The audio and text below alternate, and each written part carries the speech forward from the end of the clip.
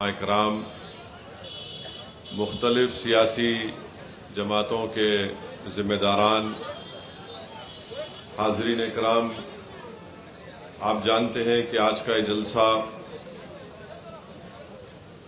B J پی کی حکومت کی طرف سے وزیر اعظم نریندر مودی کی حکومت نے جو ہمارے ملک کے آئین سنویدھان کے برخلاف ایک کالا قانون بنایا، اس کے احتجاج میں All India Muslim Personal Law Board کی جانب سے ملک کے مختلف ریاستوں میں، شہروں میں ایک احتجاجی پروگرام کو منظم کیا گیا، اور اسی سلسلے میں آج سرزمین بودھن پر اس کالے وقف قانون کے خلاف ایک احتجاجی جلسہ منعقد کیا جا رہا ہے۔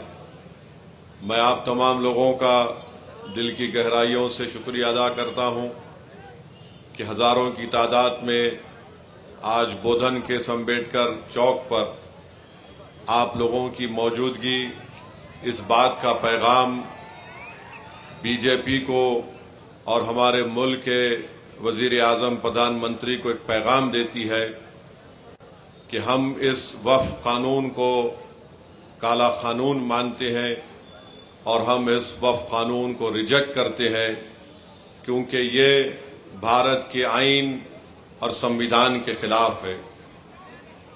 میرے عزیز دوستوں اور بزرگوں، میں اس قانون کے اوپر اپنی بات کو رکھنے سے پہلے یہ بہت ضروری سمجھتا ہوں کہ آپ کے سامنے اس بات کو رکھوں کہ غزہ میں جو معصوم فلسطینیوں کا قتل عام ہو رہا ہے، نسل کشی ہو رہی ہے، جینوسائیڈ ہو رہا ہے، ہم اس کو بھی نہ بھولیں، کیونکہ ایسا لگتا ہے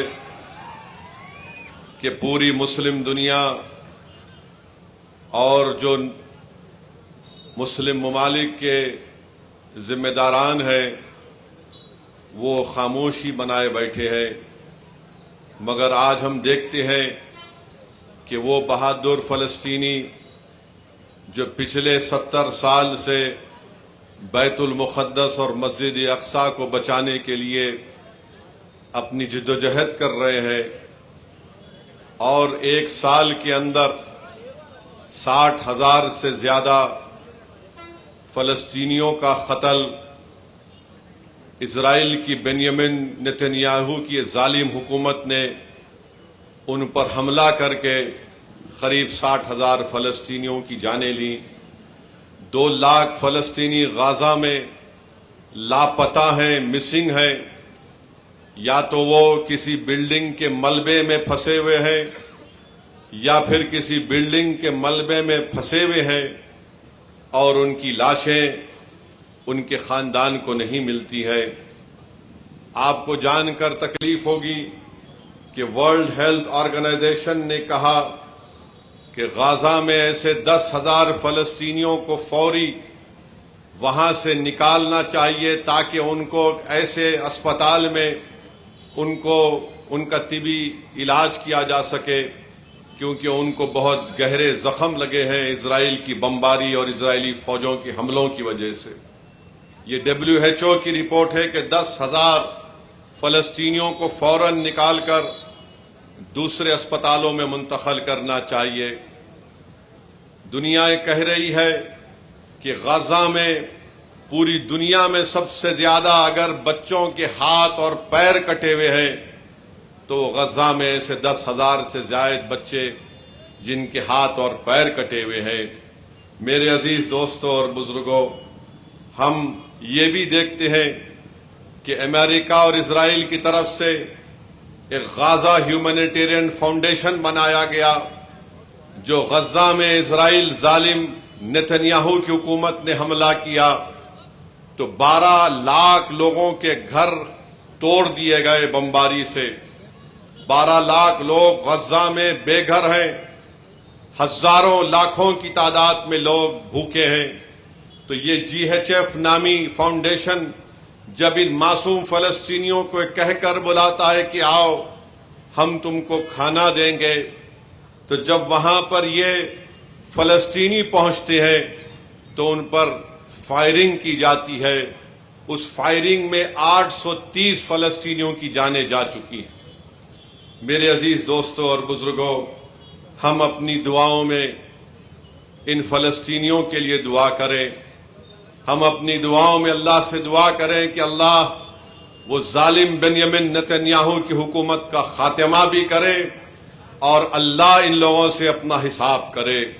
میرے عزیز دوستوں اور بزرگوں، دنیا میں اگر کوئی کربلا کی داستان کو کوئی دہرا رہا ہے آج کی تاریخ میں، تو وہ فلسطینی غزہ میں اور مغربی کنارے میں آج جدوجہد کر رہے ہیں.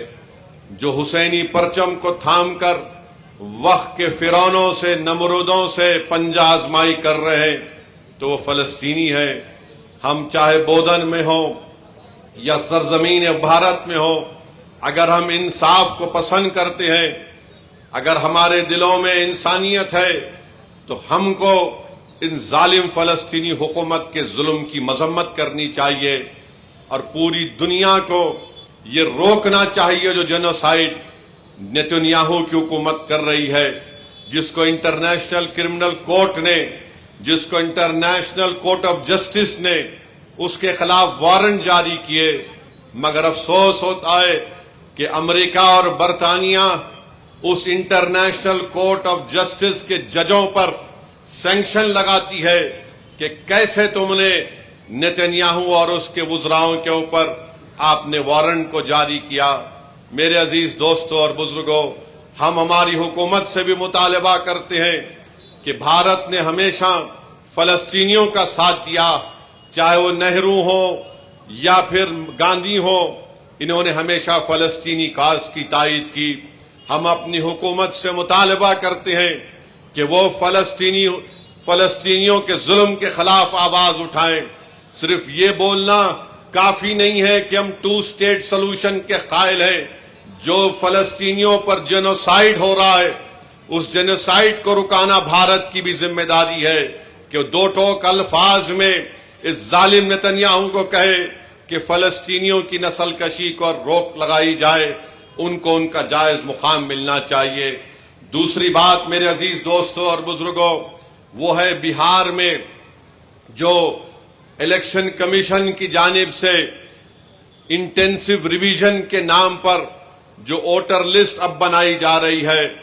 میں تلنگانہ کے آپ تمام لوگوں سے، خاص طور سے بھارت کے غریبوں سے، چاہے وہ کسی مذہب سے ان کا تعلق ہو، خاص طور سے مسلمانوں سے، دلتوں سے، آدیواسیوں سے یہ کہہ رہا ہوں کہ آپ تیار ہو جائیے. اگر تلنگانہ ہو یا ویسٹ بنگال ہو یا تامل ناڈو ہو یا بھارت میں پورے ریاستوں میں اس طرح کا انٹینسو ریویژن کروایا جائے گا، تو میری آپ لوگوں سے اپیل ہے کہ آپ لوگ اپنا ایک ایک کا برتھ سرٹیفکیٹ بنائیے. ہاں، جو ہمارے بزرگوں کی عمر 70 سال کے اوپر ہے، ان کا برتھ سرٹیفکیٹ اگر ہے تو بہت اچھا ہے، اگر نہیں ہے تو آپ ان کا پاسپورٹ بنائیے. آپ برتھ سرٹیفکیٹ اپنا بنائیے، اور اگر 10th کلاس کی مارک شیٹ ہے تو اس کو تیار رکھیے. اگر کاسٹ سرٹیفکیٹ ہے اس کو تیار رکھیے، اگر نہیں ہے تو بنوائیے. پاسپورٹ نہیں ہے تو بنوائیے، برتھ سرٹیفکیٹ نہیں ہے تو بنوائیے. اگر کوئی ریٹائرڈ پینشنر ہے تو جو پینشن کا آرڈر ملتا اس کو اٹھا کر رکھیے. اگر آپ کو 2 BHK کا سرٹیفکیٹ ملتا ہے کہ آپ کو 2 BHK دیا گیا، اس کو اٹھا کر حفاظت سے رکھیے. اگر زمین گورنمنٹ نے آپ کو الاٹ کی تو اس کو اٹھا کر رکھیے. اگر آپ گورنمنٹ کے ملازم ہیں یا تھے، اس کا ID کارڈ اٹھا کر رکھیے. کیونکہ یاد رکھیے میری اس بات کو کہ اب جب انٹینسو ریویژن ہو رہا ہے تو الیکشن کمیشن نے جو ہدایتیں BLOs کو دی ہیں بہار میں، اس میں یہ کہا گیا کہ اگر الیاس صاحب کے گھر پر کوئی 3 مرتبہ BLO چلا جائے گا اور 3 مرتبہ کسی जायज वजह से इलियास साहब अपने घर पर मुकीम नहीं होंगे तो बीएलओ उसकी इत्तला ईआरओ को और एईआरओ को देगा और ये एईआरओ और ईआरओ को इख्तियार हासिल है कि वो 1955 के सिटीजनशिप एक्ट के तहत उन तमाम ओहदेदारों को इत्तला देना कि इलियास साहब शायद भारत के नागरिक नहीं हैं, तो ये सिटीजनशिप का मसला पैदा हो जाएगा। तेलंगाना में भी इंटेंसिव रिवीजन होगा, बल्कि पूरे मुल्क में होगा। मैं आज यहां बोधन की सरजमीन से खड़े होकर उन तमाम भारत के गरीबों को कह रहा हूं, उन दलितों को, आदिवासियों को और मुसलमानों को कह रहा हूं कि आपको नंबर 1 अपना बर्थ सर्टिफिकेट बनाना है। 10th क्लास अगर किसी ने किया तो मार्कशीट तैयार रखना है। कास्ट सर्टिफिकेट है तो तैयार रखिए, और अगर आप उस कास्ट में आते हैं उसका सर्टिफिकेट निकलवाइए। आपके पास अगर गवर्नमेंट की स्कीम का दिया हुआ 2 BHK का सर्टिफिकेट है तो उसको उठाकर रखिए। ये इसलिए कह रहा हूं कि 10 डॉक्यूमेंट की बात जो इलेक्शन कमीशन ने बिहार में की वो यही 10 डॉक्यूमेंट है। हमने सुप्रीम कोर्ट को अख्तरुल ईमान मजलिस की तरफ से गए तो सुप्रीम कोर्ट ने अपने इंटरिम ऑर्डर में कहा कि प्राइमा फेसी हम इलेक्शन कमीशन से कहती है कि आधार कार्ड को भी, जो इलेक्शन कमीशन का वोट डालने का एपिक कार्ड होता है, राशन कार्ड को भी वो कंसीडर करे। तो ये जरूरी है, याद रखिए, जब तेलंगाना में या आपके किसी रियासत में ये इंटेंसिव रिवीजन होगा तो आप लोग परेशान होने की जरूरत नहीं, अभी वक्त है। पासपोर्ट बना सकते, दबा के पासपोर्ट बनाओ।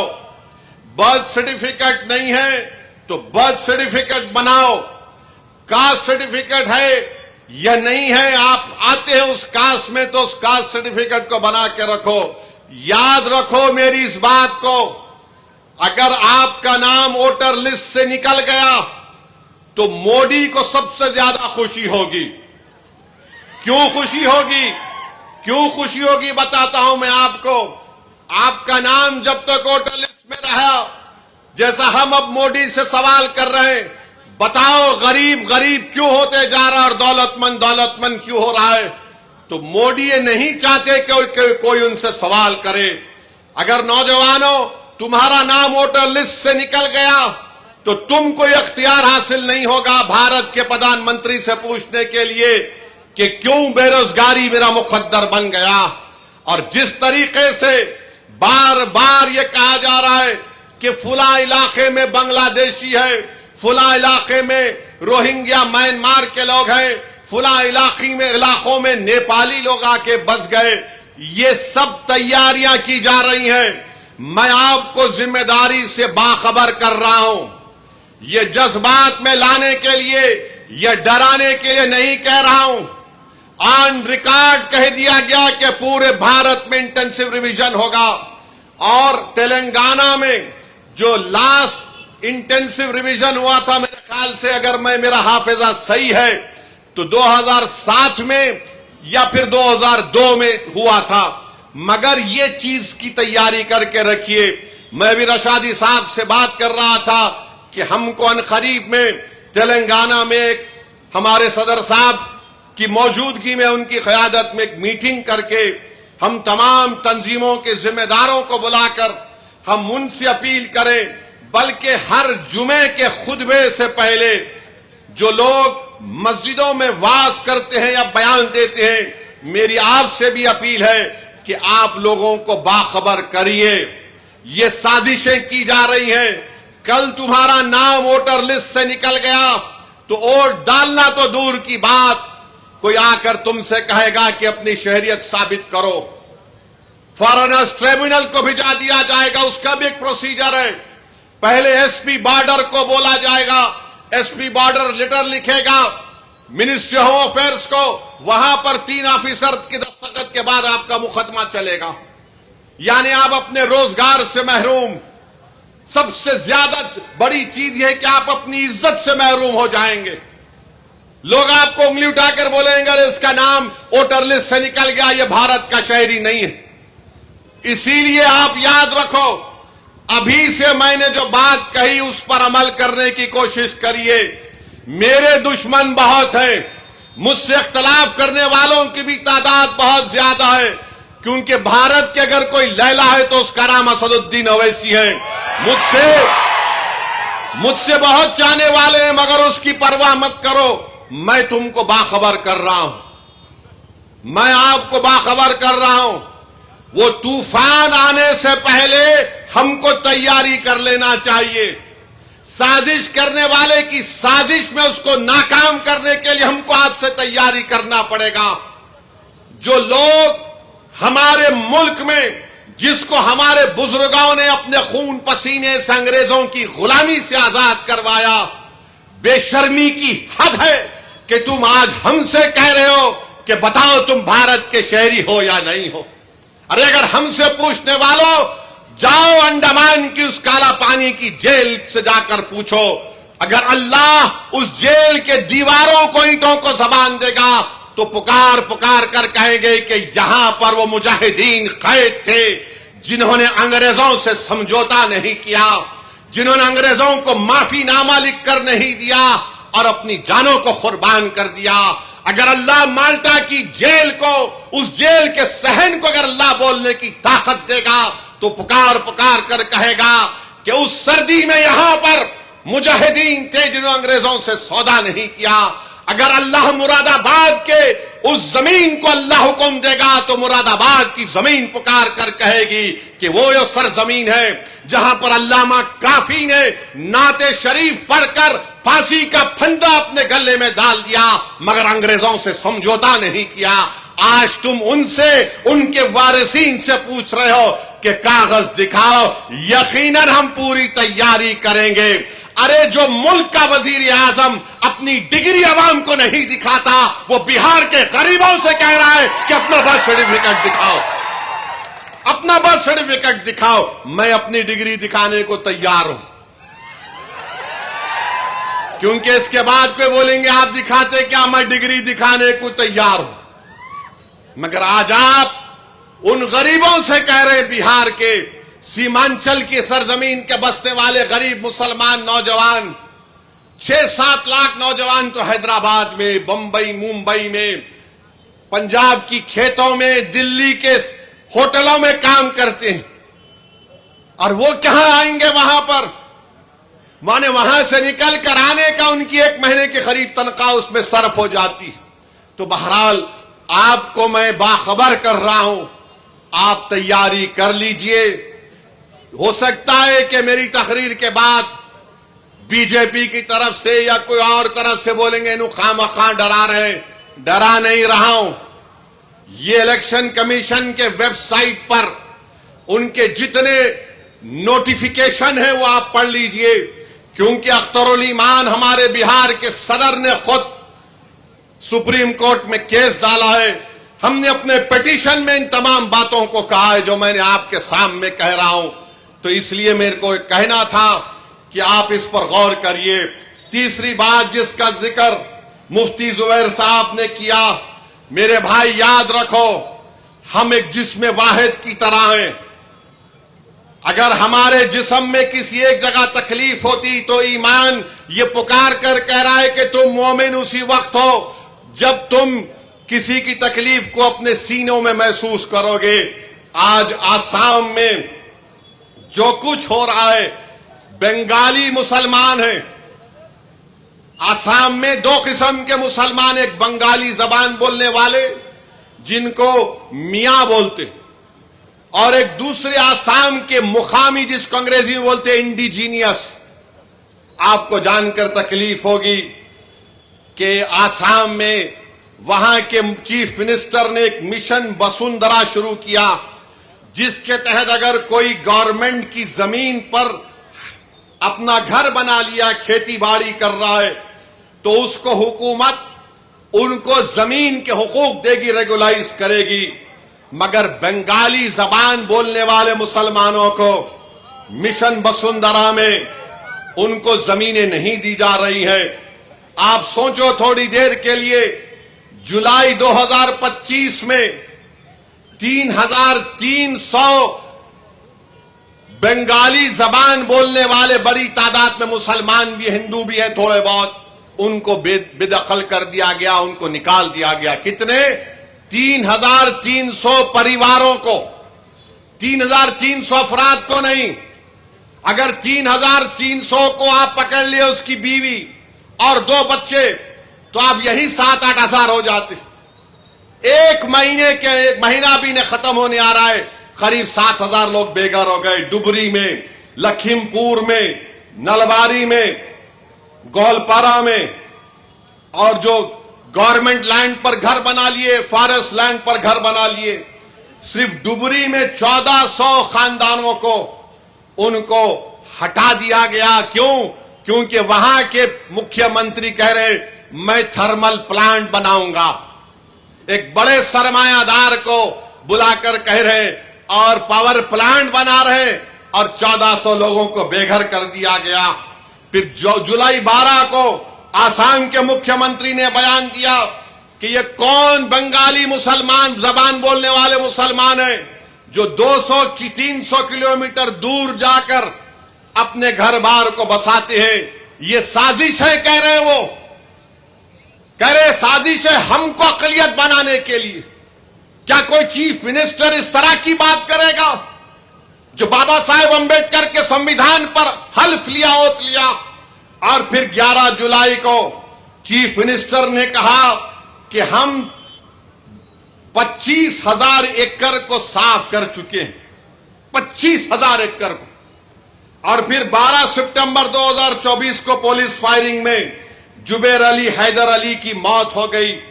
اب میرے کو معلوم ہے کہ میرے اس تقریر کے بعد، کیونکہ ہم لیلا ہیں، ہمارے پورے مجنو ہمارے پیچھے کل سے پیچھے پڑ جائیں گے، مگر سنو میری بات کو۔ آسام کی اکنامک سروے کی رپورٹ ہے اسمبلی کی، 2016-17 میں جس رپورٹ کو آسام کے اسمبلی میں کیا، وہ یہ کہہ رہی ہے کہ 7,000 کلومیٹر، 7,000 اسکوائر کلومیٹر آسام کی زمین میں ایروجن میں جو زمین کٹ جاتی ہے، 8,000 ہیکٹر ایسی زمین ہے جہاں پر زراعت نہیں کر سکتے کیونکہ مٹی جمع ہو جاتی۔ اور آسام میں کیا ہوتا، سیلاب آیا تو لوگ، یہ زمین کٹ گئی، ایک 10 گاؤں چلے گئے تو کشتی میں اپنا سامان رکھا، دوسری جگہ پر جا کر اپنی جھوپڑی لگا لی۔ بتاؤ یہ کون سی حکومت ہے جو جھوپڑیوں کو اکھاڑ کر غریبوں کو بے گھر کر رہی ہے؟ کیسا بھارت وکست بھارت بنے گا؟ میرا بھی خواب ہے کہ بھارت 2047 تک وکست بھارت بنے، مگر کیسا وکست بھارت بنے گا جب ہم غریبوں کو صرف غریبی کے نام پر گھروں سے نکال رہے آسام میں؟ اور کیا یہ بات سچ نہیں ہے کہ 9 اپریل انڈیا ٹوڈے کا کانفرنس ارون جیٹلی نے کیا یہ نہیں کہا تھا کہ بھارت میں 30 کروڑ لوگوں کے پاس زمین نہیں ہے؟ 30 کروڑ غریبوں کے پاس بھارت میں زمین نہیں ہے۔ بتاؤ مودی جی، بتاؤ آر ایس ایس، بتاؤ بی جے پی کا، ان آسام کے بنگالی زبان بولنے والے مسلمانوں کی اللہ ان کی مدد فرمائے۔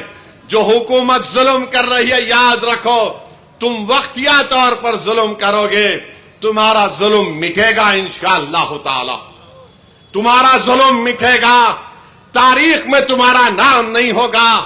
تم ایک اسمبلی کا الیکشن جیتنے کے لیے غریبوں کو اپنے گھر سے بے گھر کر رہے ہو۔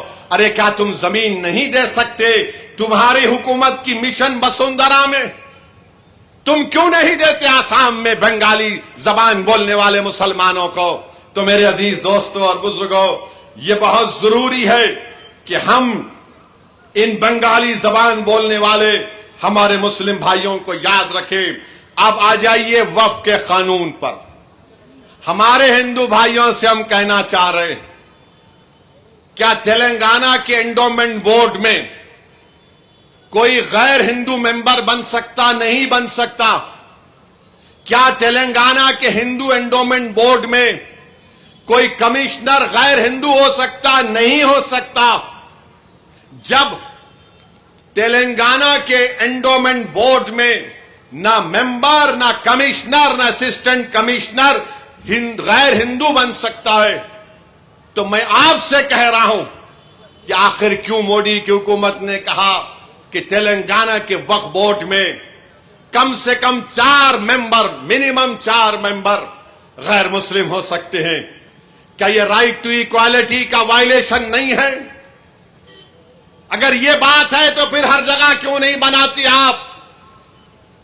اگر آپ کسی انڈومنٹ مندر کو، گڑی کو، بھگوان کو اپنی زمین دے سکتے ہیں، اور وہاں پر آپ سے، ہمارے ہندو بھائیوں سے کہہ رہا ہوں، آپ سے یہ نہیں کہا جا رہا ہے کہ اگر آپ اس گڑی کو، اس بھگوان کو یا جسی مندر کو آپ اپنی جائیداد دے رہے ہیں، اس میں اپنے بچی کا حق مارنا نہیں۔ ہم سے کہا جا رہا ہے کہ اگر میں اپنی جائیداد کو اللہ کے نام پر وقف کرتا ہوں، اللہ کو مالک بناتا ہوں، وقف الاولاد کرتا ہوں، تو مودی بول رہے کہ بچیوں کا حق نہیں مارنا۔ ارے بچے کا سوال نہیں ہے، اللہ کو دے رہا ہوں۔ یہ ہماری شریعت میں مداخلت ہے۔ ٹرانسفر آف پراپرٹی ایکٹ ہے۔ اورل ہم گفٹ دے سکتے، اس کو ہبہ بول سکتے۔ اب مودی یہ بول رہے کہ اورل آپ پراپرٹی اپنی اولاد کو دے سکتے، مگر اورل آپ پراپرٹی قانون بننے کے بعد وقف بورڈ کو نہیں دے سکتے۔ کیا یہ ٹرانسفر آف پراپرٹی ایکٹ کے خلاف نہیں ہے؟ یہ ہمارے ہندو بھائیوں کو سمجھنا چاہیے، ہمارے ہندو بہنوں کو سمجھنا چاہیے، جو یہ سمجھ رہے ہیں کہ نہیں نہیں مسلمان ایسا نہیں ہے۔ آپ بھگوان کو مانتے ہیں، ہم اللہ کو مانتے ہیں، اس زمین و آسمان کے خالق کو سب ماننے والے ہیں۔ اگر ہم ہمارے زمین و آسمان کے خالق کو کہہ رہے ہیں کہ اللہ کے نام پہ ہم دے رہے ہیں، تو پھر 2 قانون کیسے ہوں گے؟ یہ بات آپ کو سمجھنا چاہیے۔ تیسری بات کہا گیا کہ اگر کوئی مسلمان ہے تو اس کو بتانا پڑے گا کہ وہ مسلمان ہے۔ یعنی کس کو بتائیں ہم؟ کل جا کر کوئی بی جے پی کا آدمی نظام آباد میں بولے گا نہیں نہیں الیاس صاحب تم یہ ملگی وقف نہیں کر سکتے، تو مسلمان ہی نہیں ہے۔ یعنی 5 سال تک نہیں دے سکتے۔ اچھا 5 سال کا سرٹیفکیٹ کون دیں گے؟ امت شاہ دیں گے؟ بتاؤ کون دے گا سرٹیفکیٹ ہم کو 5 سال کا؟ کلکٹر صاحب دیں گے، ایس پی صاحب دیں گے۔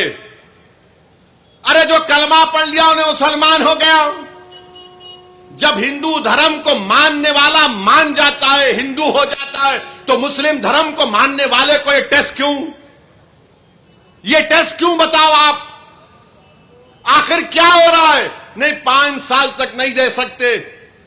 میری ایک RSS کے وابستہ کئی تنظیمیں پارلیمنٹ کو آئے تھے، مجھ سے بولے کہ آپ خواہ مخالفت کر رہے۔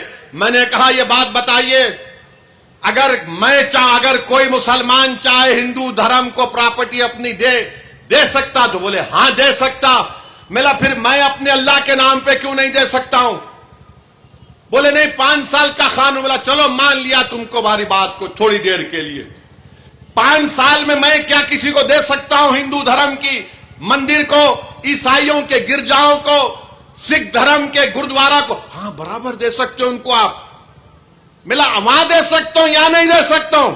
یہ کون سا آرٹیکل 14 ہے بتاؤ؟ تو بولے تمہارے سے بحث کرنا بیکار ہے۔ ارے بحث نہیں کر رہا ہوں، جب سب کو دے سکتے تو وہاں بھی لگا دو 5 سال کا قانون۔ لگا سکتے آپ 5 سال کا قانون۔ 5 سال کی بات کرے تو آپ 5000 سال پہلے چلے جاتے، آپ 5000 سال پہلے چلے جاتے۔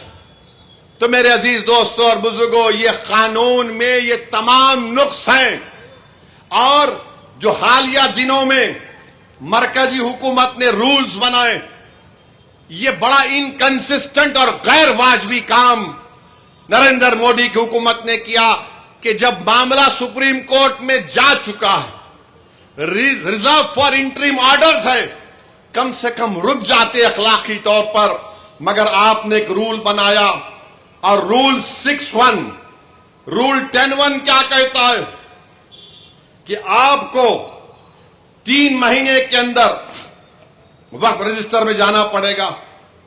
ये सबसे बड़ा प्रॉब्लम मुतवल्लियों को होगा। रूल 10(2) ये बोलता है कि डॉक्यूमेंटेशन, वक्फ डीड्स, ये सब चीजों को आपको रिकॉर्ड में देना पड़ेगा। नॉन कंप्लायंस में क्या होगा? रूल 7 सबसे खतरनाक रूल 7 है। 3C एक सेक्शन है इस कानून में जो कहता है कि अगर गवर्नमेंट में वक्फ बोर्ड में कब्जा होगा तो गवर्नमेंट एक सीनियर ऑफिसर को यह बोलेगी कि आप तय करो ये जायदाद वक्फ की है या गवर्नमेंट की है। अब आप बताइए, महल्ले में अगर कोई लड़ लेते, आप मौलाना के पास चले गए, मौलाना बोलते ठीक है मैं तुम दोनों के दरमियान में फैसला करूंगा, यानी और लोग बैठ जाएंगे, मगर वो मौलाना का ताल्लुक या उस बड़े का ताल्लुक उस दोनों लड़ने वालों से नहीं होता, ना उनके दोस्त होते ना रिश्तेदार होते, क्योंकि उनको आजादाना तौर पर अपना फैसला करना पड़ेगा। कानून में उसको प्रिंसिपल्स ऑफ नेचुरल जस्टिस बोलते। हुकूमत बोल रही कि झगड़ा हमारा तुम्हारा होगा, हमारा ऑफिसर होगा। अरे कहे क्या होगा? बाप बेटी के हक में, बेटे के हक में फैसला नहीं करेगा तो इंसाफ कहां होगा बताओ आप? तो इन्होंने क्या बोल रहे रूल 7 में कि 1 साल के अंदर उस डेजिग्नेटेड अफसर को चले जाना, चला गया, मगर ओनर कौन होगा? वक्फ बोर्ड होगा या गवर्नमेंट होगी, उसका किसी को नहीं मालूम। रूल 10(2) देख लो आप, रूल 10(c) देख लो आप, ये ऐसे रूल्स बनाए गए जिससे वक्फ को नुकसान होगा। Rule 10(2)O, 11(2)P। अब इस कानून में कह दिया गया कि अगर कोई कबायली है, आदिवासी है, तो वक्फ नहीं कर सकता। कैसे नहीं कर सकते भाई? भारत के संविधान में कोई भी आदिवासी मुसलमान हो सकता है। लक्षद्वीप का MP मुसलमान है, हमदुल्ला सईद आदिवासी है। क्या लक्षद्वीप का मुसलमान अल्लाह के नाम पे जायदाद नहीं कर सकता? तो आपने रूल बना दिया कि रूल 10(2)O, रूल 11(2)P जो 5th और 6th शेड्यूल में आता है। बताइए आप क्या है ये? फिर रूल 6(1) रिट्रोस्पेक्टिव, यानी पहले क्या हुआ था। यानी ये सब ऐसे रूल्स बनाए जा रहे हैं जिससे वक्फ बोर्ड का नुकसान कराना चाहते हैं। इसीलिए हमको अपने एहतजाज को कामयाब करना है।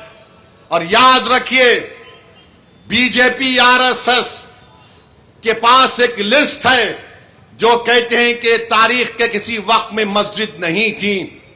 ये कौन तय करेगा? इस तरह का काला कानून बनने के बाद कलेक्टर को, डेजिग्नेटेड ऑफिसर को इतने पावर्स दे दिए गए रूल 3C में, और फिर हमसे कहा जा रहा है कि आपको डॉक्यूमेंट लाना पड़ेगा। अरे अगर 500 साल 600 साल पुरानी मस्जिद होगी, कहां से डॉक्यूमेंट मिलेगा बताओ?